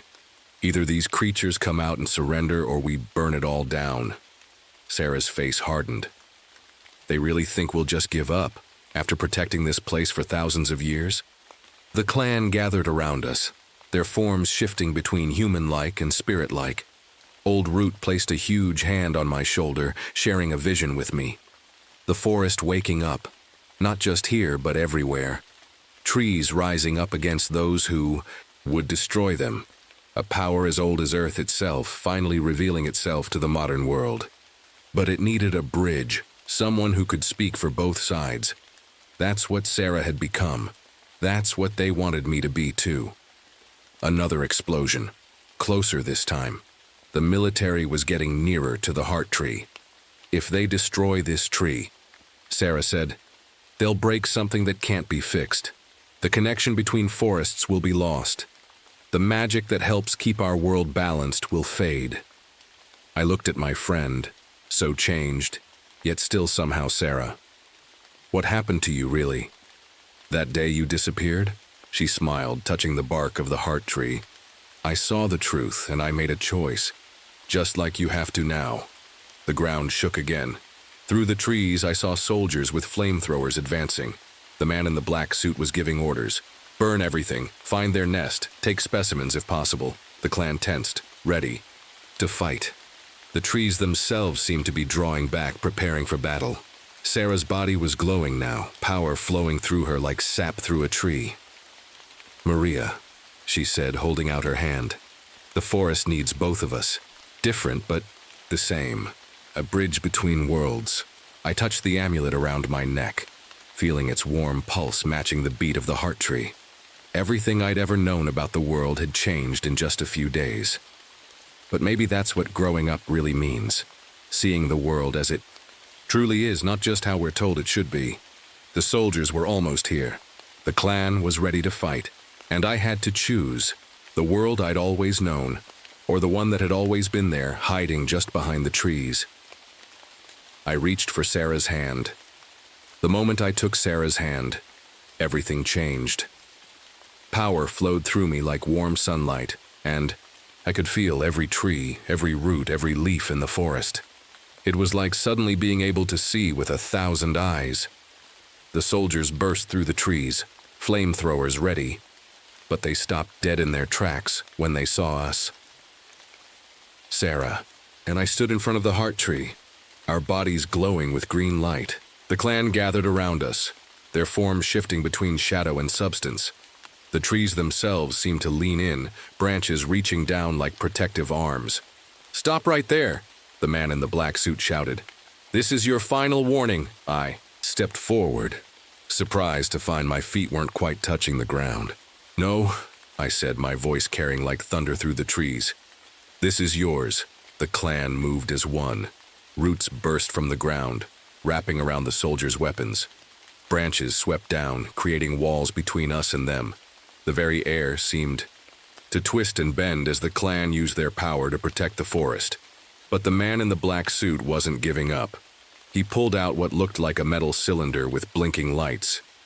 "If we can't have this power," he snarled, "no one will." He threw the device toward the heart tree. Sarah moved faster than thought. She leaped forward, her body glowing brighter than ever. "The forest must survive," she cried, catching the bomb in midair. In that moment, time seemed to slow down. I saw Sarah's smile, saw her body becoming pure light. She wrapped herself around the bomb containing its power. There was a flash of blinding green light, and then she was gone. But not gone like before. This time I could feel her essence spreading through the forest, becoming part of every tree, every leaf, every root. The clan roared with grief and anger. The forest itself seemed to cry out, and something incredible happened. All around us, the ancient sequoias began to change. Their bark became like armor, their branches like reaching arms. The clan merged with the trees, becoming one with them. They weren't just forest spirits anymore. They were the forest itself, awake and alive and angry. The soldiers ran, dropping their weapons. The man in the black suit tried to radio for help, but vines wrapped around him, holding him in place.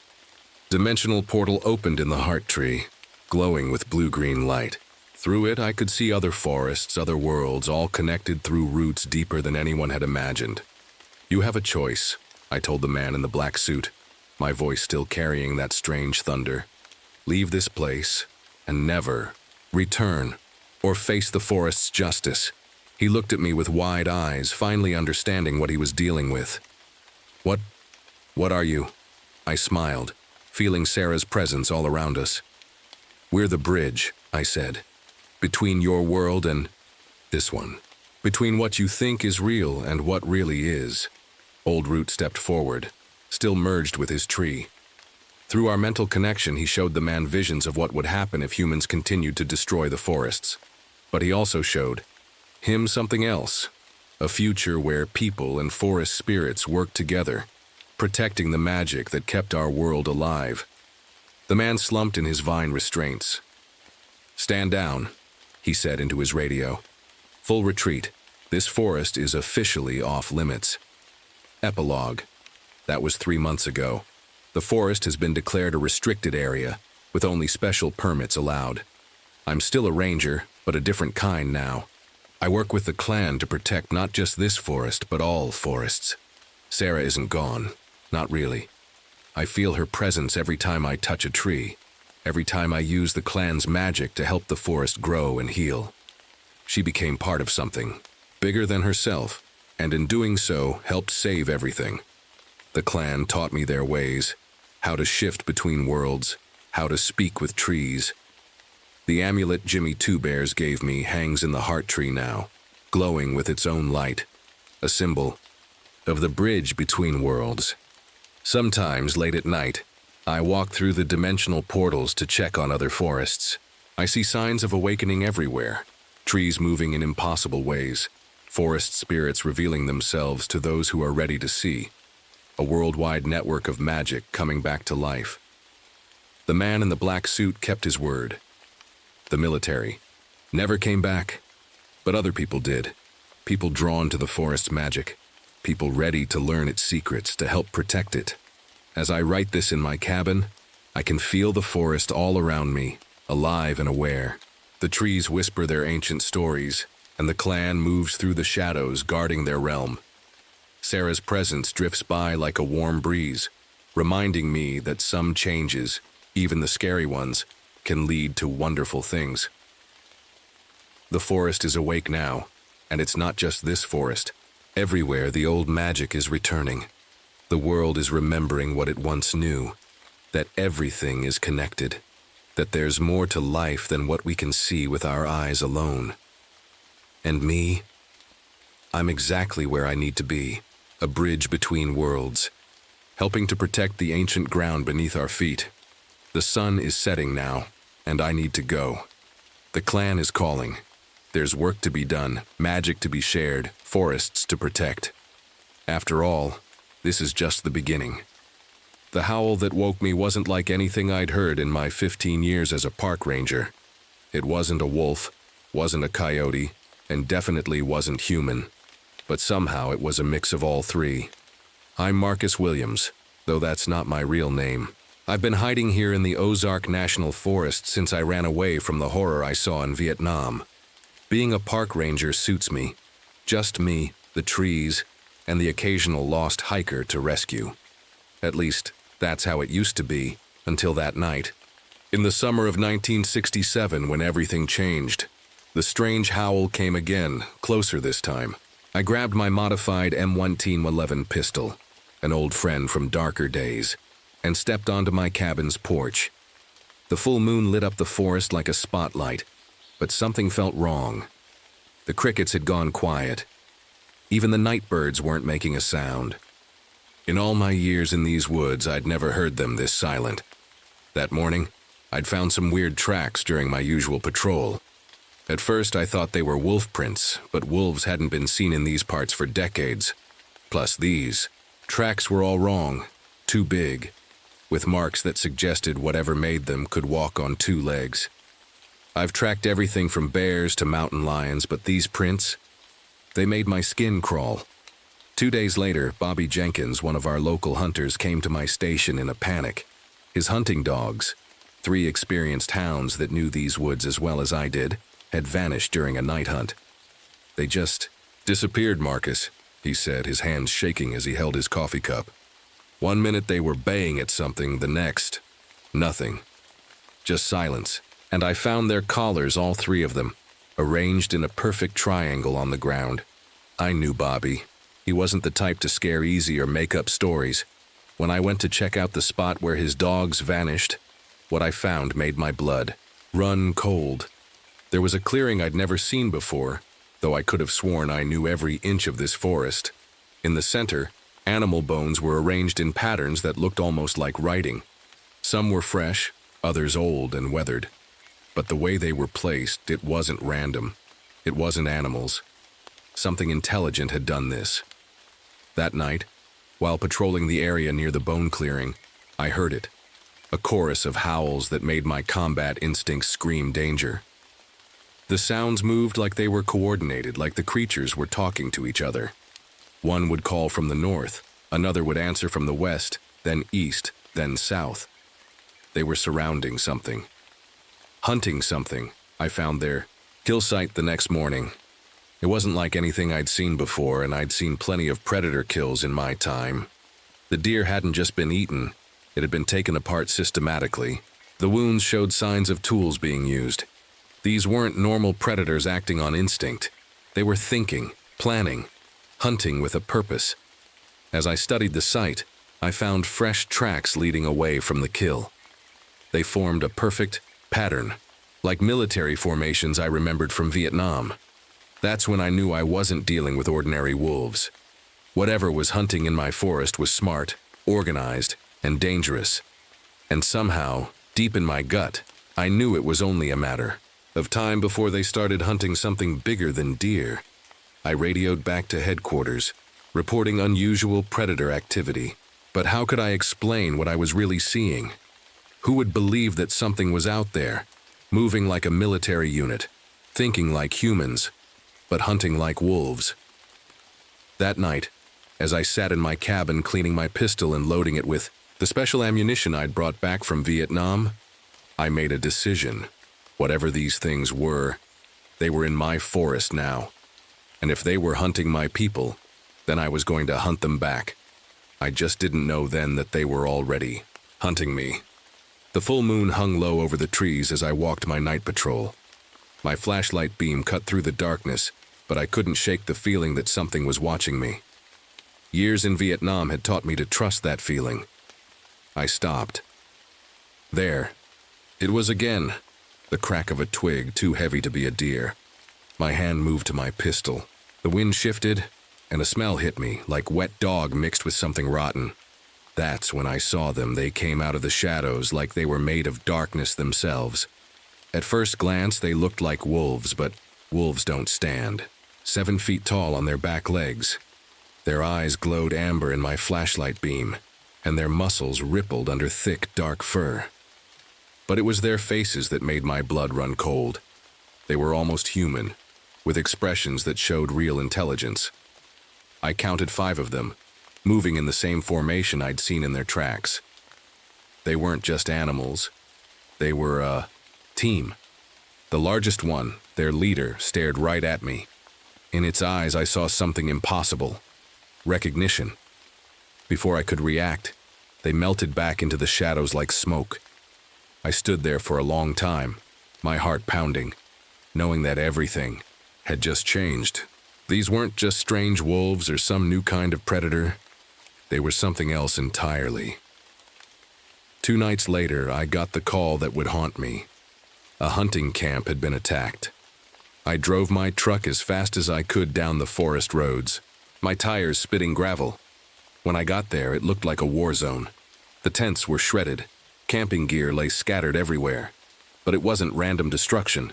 The attacks had been planned, coordinated. They'd cut off all escape routes before moving in. That's when I heard the moaning. I found Jim Cooper, one of our local guides, hidden under an overturned canoe. He was alive, but badly hurt. They worked together, he kept saying, his eyes wide. With fear, they talked to each other without making a sound. They herded us like cattle. I got Jim to the hospital, but something wasn't right. His wounds weren't healing properly.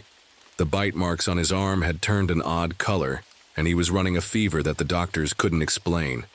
When I visited him the next day, he was different. His eyes had changed. They looked more yellow than brown. And he could hear things that no one else could hear. I started watching the pack more carefully after that. They weren't just random killers. They chose their targets.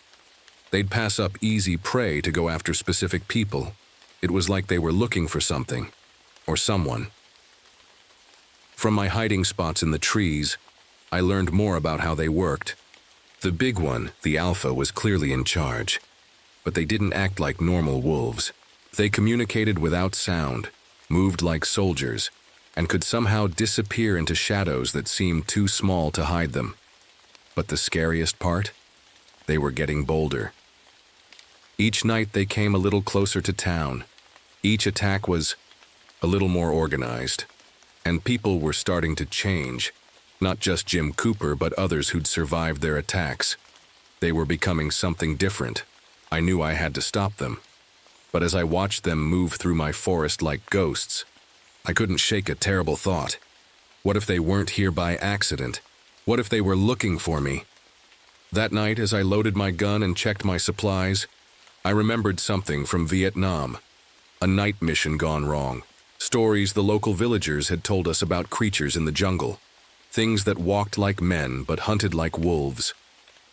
I dismissed those stories then. I wasn't dismissing them anymore because now they were here, in my forest. And somehow, deep down, I knew that my past had finally caught up with me. The real question was, what did they want? And why did their alpha seem to know who I was? I got my answer sooner than I expected, and it nearly cost me everything. It happened during a rescue mission. A family of hikers hadn't returned from their camping trip, and I knew the pack was hunting. I found the family huddled in a cave, scared but alive. As I led them out, I heard that familiar sound, the silence that meant the pack was near. They came from all sides. I managed to get the family running toward my truck, but as I turned to hold the pack off, the alpha caught my arm. Its teeth sank deep into my shoulder before I could fire my gun. The pain was like fire spreading through my body. I made it back to my cabin somehow. The bite didn't look too bad at first, but something felt wrong. That night, the fever hit. And with it came the dreams. No, not dreams, memories. But they weren't my memories I saw through other eyes, running through the forest, hunting with the pack. I felt their hunger, their anger, their strange connection to each other. Worst of all, I understood them now. They weren't just animals. They were like me, changed by something they'd found in the jungles of Vietnam. The fever got worse. I could hear things I shouldn't be able to hear, conversations from half a mile away, the heartbeats of rabbits under the ground. My teeth ached. My nails felt too sharp. Sometimes when I looked in the mirror, my eyes had a yellow glow. That's when she showed up. Dr. Helen Pierce said she was a scientist studying unusual wildlife in the Ozarks. She knew too much about what was happening to me to be just a regular scientist. The change can be fought, she told me, examining my arm where the bite was healing too fast to be normal. But you have to understand what you're becoming. Helen explained things that should have sounded crazy but made too much sense. The pack wasn't just some mutant wolves. They were the result of something old, something that had been sleeping in the deep forests of the world until people like me woke it up. Your military unit wasn't the first to encounter them in Vietnam, she said, but you might be the first to survive the change with your mind intact. She helped me through the worst nights, when the fever made me want to run into the forest and never come back. She taught me tricks to keep my human mind strong when the pack tried to call me. But something felt off about her. She knew too much. Asked too many questions about the pack's habits, their strengths, their weaknesses. The pack's memories kept flooding my mind. I saw them in Vietnam, watching my unit. I felt their rage at what we'd done to their ancient sleeping place. The Alpha. I knew him now. He'd been there in the jungle when we'd burned that valley. He remembered me. But the memories showed me something else too. The pack wasn't just hunting. They were searching. They needed something. Something they thought I could help them find. One night, as the moon rose and the change pulled at my bones, Helen came to my cabin with a satellite phone. I heard her talking when she thought I was asleep.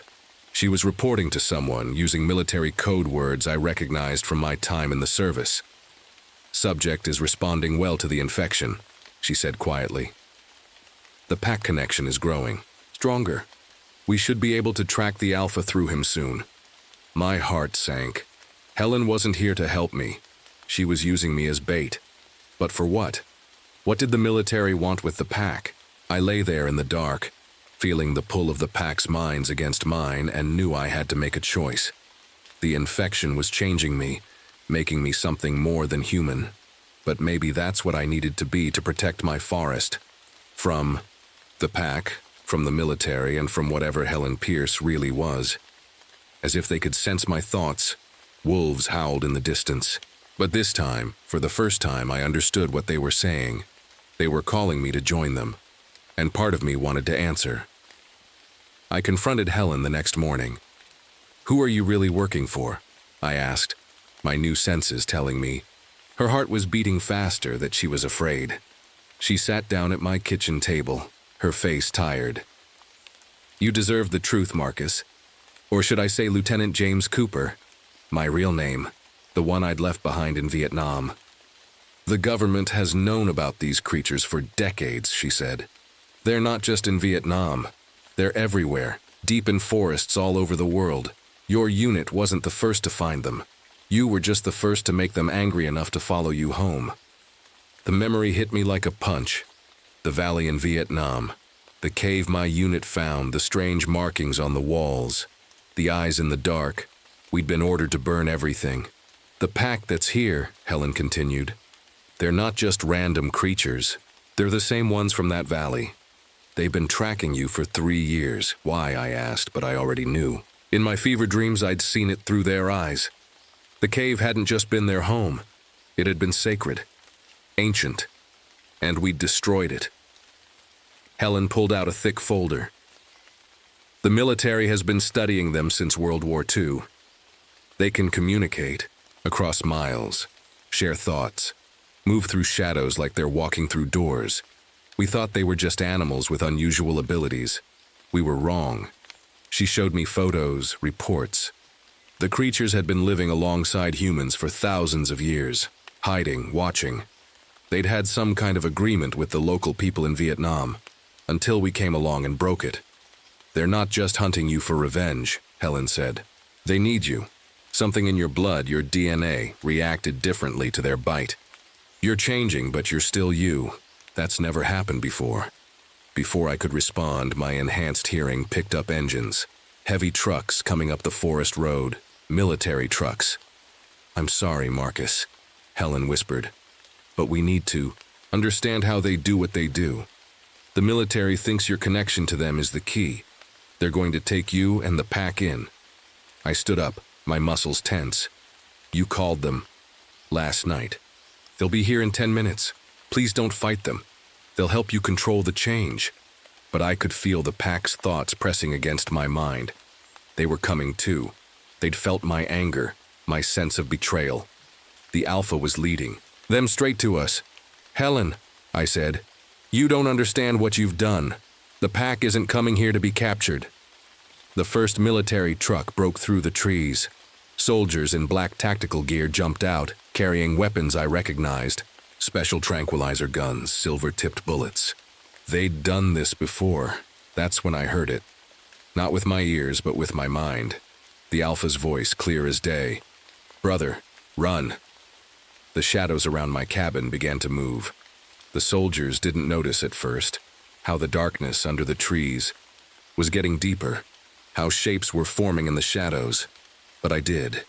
Helen grabbed my arm. "Marcus, please, we can help you." I looked at her and I knew my eyes had changed because she stepped back. "No," I said. "You wanted to find out what connects me to them. You're about to learn." The first howl split the air just as the shadows erupted with fur and fangs. The pack had arrived, and I had to make a choice. Help the people who'd betrayed me cage these creatures, or embrace what I was becoming and fight alongside the monsters I'd helped create. Gunfire filled the air and chaos erupted around my cabin. I made my decision. And nothing would ever be the same. The world exploded into chaos around my cabin. Soldiers fired their weapons as massive shapes moved through the shadows. I felt the change coming on strong now. My muscles stretching, my senses sharpening. Even more. But I fought to keep control, to stay partly human. "Get them contained," someone shouted. More trucks were arriving. These ones looked like mobile labs.